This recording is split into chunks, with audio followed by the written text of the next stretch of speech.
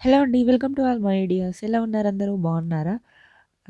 ఎపిసోడ్‌లో జ్యోతిష్యం చెప్పే టాస్క్ ఒకటి పెట్టారు కదా! అమర్‌ని జ్యోతిష్యం చెప్పమనేసి. ఫస్టే అమర్ ప్రశాంత్‌కి జ్యోతిష్యం చెప్తా ఉంటాడు కదా! పొలం దగ్గర తాబేలు దొరికింది. అది దొరకడం వల్లే మొత్తం నీ రేంజ్ మారిపోయింది అనేసి. కప్పూరు దగ్గరలోనే ఉన్నావు కానీ నీ చుట్టూ ఇంకా ఐదుగురు తిరుగుతూ ఉన్నారు అనేసి. అండ్ ఇంకా ఆఫ్టర్ 1 ఇయర్ తర్వాత నువ్వు కింగ్‌లా మారిపోతావు అని చెప్తా ఉంటాడు కదా! నిజంగానే జాతకం చూడడం వచ్చినట్టుంది అమర్‌కి మాత్రం. నిజంగానే చెప్తా ఉన్నాడు ఫ్యూచర్ అంతా.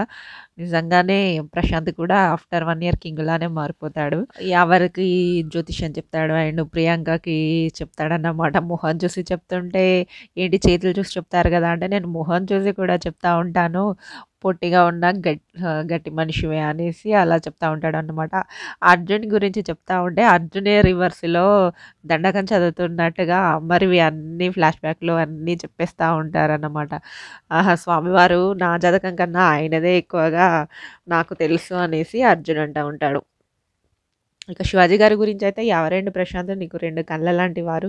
కాఫీ అంటే మక్కువ ఎక్కువ అనేసి అలా చెప్తా ఉంటే, శివాజీ గారైతే ఎదవ ఎదవ అనేసి అసలు ఎదవ ఎదవ అన్న వర్డ్ నిన్న ఒక్క ఎపిసోడ్‌లోనే ఎన్ని సార్లు యూజ్ చేస్తారు. వినడానికి మనకు 2, 3 సార్లు బానే ఉన్నా కూడా మనకే చిరాకు తెప్పించేలా యూజ్ చేశారన్నమాట శివాజీ. ఎలాగో సీజన్ అయిపోతుంది గానీ ఓకే కానీ, లేదంటే నాకు సార్ మాత్రం వీకెండ్‌లో వచ్చి ఆ విషయం పైన ఆడుకునేవారు. ఇక శివాజీ అమర్‌కి జ్యోతిష్యం చెప్పాలని అనడంతో ఎదవన్నారు ఎదవ అనేసి మళ్ళీ ఆ వర్డ్స్‌ని ఫుల్లుగా యూజ్ చేస్తూ ఉంటారనమాట. అడ్డదారులు ఎక్కువగా యూజ్ చేస్తావు. కప్పు దగ్గర ఉండాల్సింది దరిదాపుల్లో నీ చుట్టూనే తిరుగుతుంది అనేసి అలా చెప్తా ఉంటారన్నమాట. ఇక నిన్న ముగ్గురికి ఫుడ్ వచ్చింది కాబట్టి ఈరోజు మిగతా ముగ్గురికి ఫుడ్డు రావడం కోసం ఏవి వేశారన్నమాట.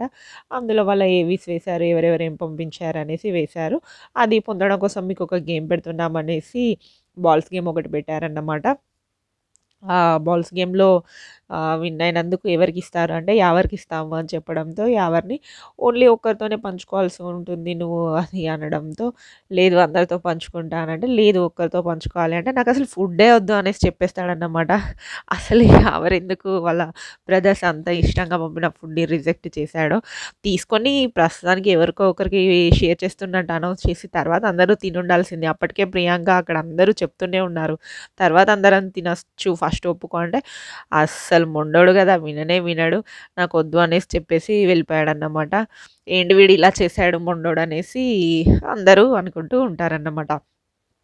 నెక్స్ట్ అమర్‌దీప్ యానివర్సరీ సందర్భంగా కప్ కేక్ పంపిద్దామనేసి, కప్ కేక్‌లో ఎన్ని క్యాలరీస్ ఉంటాయని అలా కామెడీ క్రియేట్ చేశారన్నమాట బిగ్ బాస్.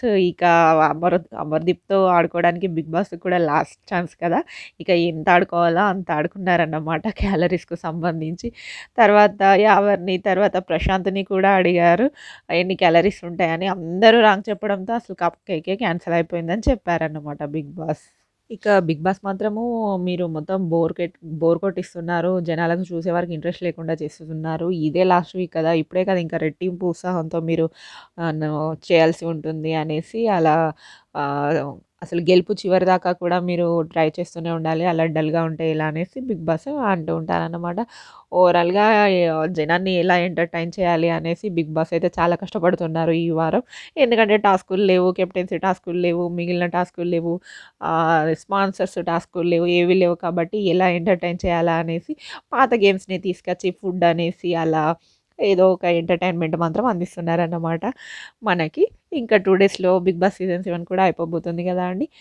ఇక రేపటి ఎపిసోడ్‌తో మళ్ళీ కలుసుకుందాం. అంతవరకు 'బిగ్ బాస్' ఇంటితో పాటు ఈ ఛానల్ మీద కూడా ఒక కన్నేసి ఉంచండి.